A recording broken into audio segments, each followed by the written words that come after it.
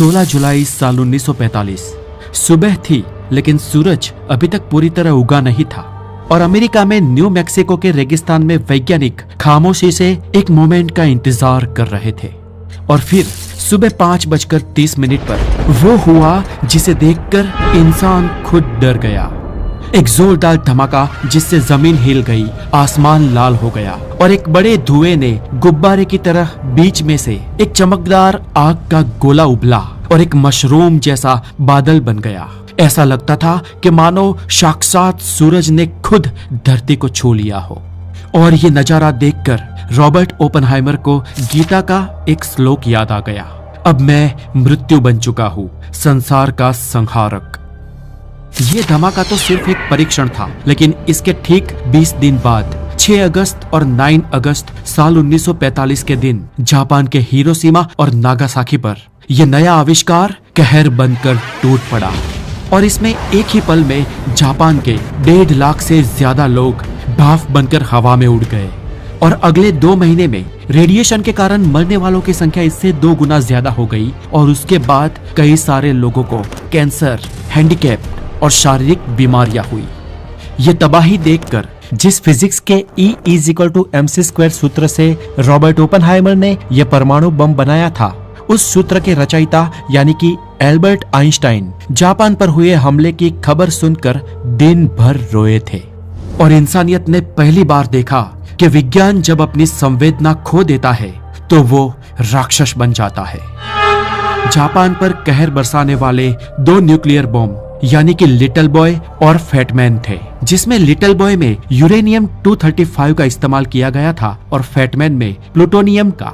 और ये दोनों ही तत्व बहुत ही खास है क्योंकि ये फिशन प्रक्रिया करते हैं। इस प्रक्रिया में होता ये है कि यूरेनियम 235 या प्लूटोनियम 239 को जब न्यूट्रॉन से टकराया जाता है तो ये फट जाते हैं और फटते ही ये बहुत ही तेज और अधिक ऊर्जा के साथ न्यूट्रॉन्स को छोड़ते हैं। यानी कि इस प्रक्रिया में जब एक परमाणु टूटता है तो एक छोटे से परमाणु के अंदर से भी बहुत ही तेज ऊर्जा निकलती है और साथ ही उनमें से निकलते हैं कई और न्यूट्रॉन्स जो बाकी परमाणुओं को तोड़ना शुरू कर देते हैं और वो परमाणु और ऊर्जा के साथ और न्यूट्रॉन्स पैदा करते हैं और वो न्यूट्रॉन्स और परमाणु। इस प्रकार प्रचंड ऊर्जा का ये सिलसिला लगातार शुरू हो जाता है जब तक यूरेनियम का संपूर्ण मास खत्म नहीं हो जाता और इसी को कहते हैं अनकंट्रोल्ड चेन रिएक्शन। और यही न्यूक्लियर बॉम्ब का असली रहस्य है। इसे दोस्तों मैं और भी इजी करके समझाता हूँ जिससे एक छोटा सा 5 साल का बच्चा भी समझ सके। आपने दोस्तों वो कभी जिंगा वाला गेम खेला है जहां पर आप एक के ऊपर एक ब्लॉक रखते जाते हैं। इस जिंगा गेम में आप जितने ब्लॉक्स एक के ऊपर एक रखते जाओगे वो गेम उतना ही अनस्टेबल हो जाएगा, ये स्ट्रक्चर उतना ही भारी होता जाएगा। और जब इसकी हाइट बहुत ही हाई या ज्यादा हो जाती है तब सिर्फ एक छोटे से बहुत ही कम वजन के ब्लॉक रखने पर भी ये पूरा ढह जाता है। सिमिलरली यूरेनियम और प्लूटोनियम के एनरिच मात्रा के तत्व इतने भारी होते हैं कि उनमें कुछ ही न्यूट्रॉन्स ऐड करने पर वो बहुत अनस्टेबल हो जाते हैं और फट जाते हैं और असंख्य मात्रा में एनर्जी रिलीज करते हैं। एक यूरेनियम का परमाणु है जो चुपचाप शांत बैठा है जब तक कोई उसे छेड़े ना, लेकिन जैसे ही हम उस पर न्यूट्रॉन्स मारते हैं तो वो फट जाता है। अब देखिए फटने के बाद क्या होता है। जैसे ही ये यूरेनियम का परमाणु फटता है तो वो फटते ही बहुत ही ज्यादा गर्मी पैदा करता है और इससे उसमें से 3 न्यूट्रॉन पैदा हो जाते हैं और ये 3 न्यूट्रॉन और यूरेनियम के परमाणुओं को फोड़ते हैं और फिर उनसे और न्यूट्रॉन्स पैदा हो जाते हैं और ऐसे वही चेन लगातार चलती रहती है। और यही अनकंट्रोल्ड चेन जब हजारों परमाणुओं में एक साथ शुरू हो जाती है तो धरती कांप जाती है। मानो सूरज जितनी ताकत एक छोटी सी जगह में एक साथ प्रचंड मात्रा में पैदा हो गई हो, ऐसा भयानक विस्फोट होता है और यही होता है न्यूक्लियर ब्लास्ट। साल 1945 में जापान की धरती पर यूज हुए लिटिल बॉय में 64 किलोग्राम यूरेनियम था और उस वक्त उसकी ऊर्जा 15,000 TNT बारूद जितनी थी। लेकिन आज के दौर में ये न्यूक्लियर बॉम्ब इतने एडवांस बन चुके हैं कि अगर हम सिर्फ 1 किलोग्राम यूरेनियम ले तो वो 20,000 TNT जितनी ताकत दे सकता है। यानी कि 80 गुना घातक। और यही डरावना सच है। आज के परमाणु बम बहुत ही छोटे लेकिन भयानक होते हैं।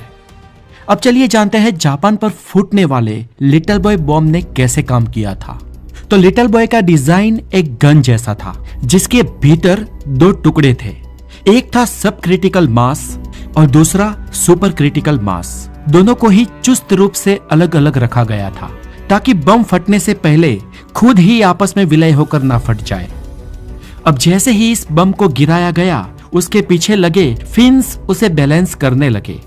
अंदर लगी बैटरी चालू हुई, सर्किट एक्टिव हुई और जब ये बम फेंकने के बाद जमीन से 1900 फीट की ऊंचाई तक पहुंचा तो ट्रिगर ऑन हो गया और एक छोटा सा स्पार्क हुआ, जिस स्पार्क ने उसकी बैग में भरे कोरोडिएट पाउडर को जलाया और वो फटा और टंजेशन कार्बाइड डिस्क 300 मीटर प्रति सेकंड की रफ्तार से उससे आगे के बॉक्स में रखे एनरिच यूरेनियम 235 के क्रिटिकल मास से टकराई।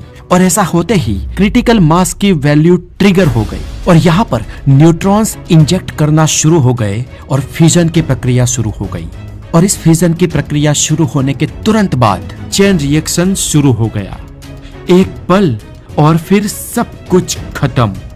इसमें से ऊर्जा इतनी ज्यादा निकली कि 12,000 फीट का आग का गोला बना जो पूरे 60,000 फीट तक हाइट में ऊपर तक गया और जिसका तापमान था करीब 6,500 डिग्री सेल्सियस, यानी कि सूरज की सतह जितना।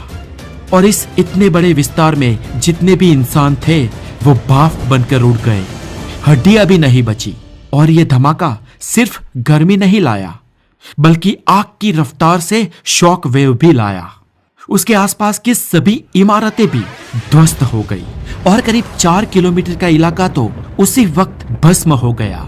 लेकिन जो रेडिएशन निकला वो एक अदृश्य जहर था जो कई 100 किलोमीटर में फैलता रहा और हफ्तों तक, महीनों तक और पीढ़ियों तक अपनी असर फैलाता रहा।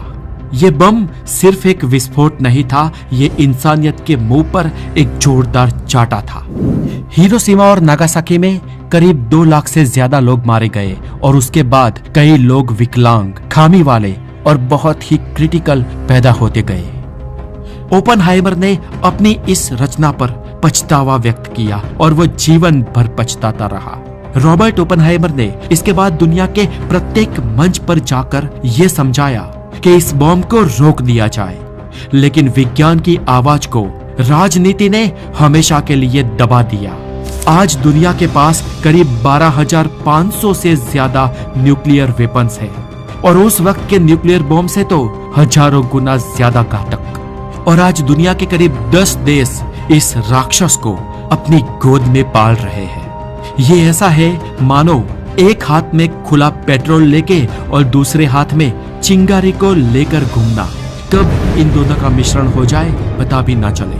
आज 80 साल हो गए हैं लेकिन हर देश इस राक्षस से डरता है।